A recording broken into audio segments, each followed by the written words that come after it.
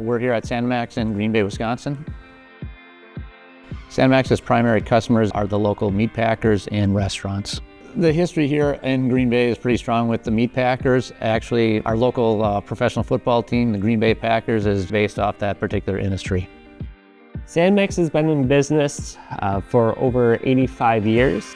Sanimax will collect all of the hides and all of the offal from the local butchers. We will take all of that, we will process it into tallow as well as meat and bone meal. Tallow is an oil byproduct. It can be used in cooking, makeup, tires, a lot of sources and uses for tallow.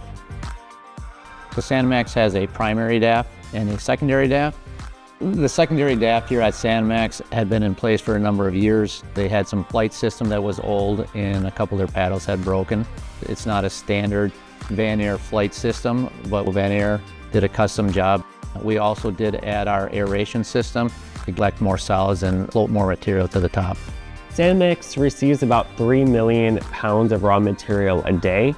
This equates to about 400,000 gallons per day of wastewater treated through our system. The performance of the DAF has been phenomenal. Thankfully, they are able to come out whenever we need them to. They will inspect the chains, inspect all the equipment, making sure that everything is working as it should.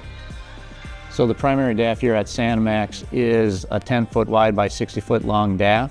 It has a 600 GPM aeration unit on it. So it is one of our larger DAFs that we do manufacture.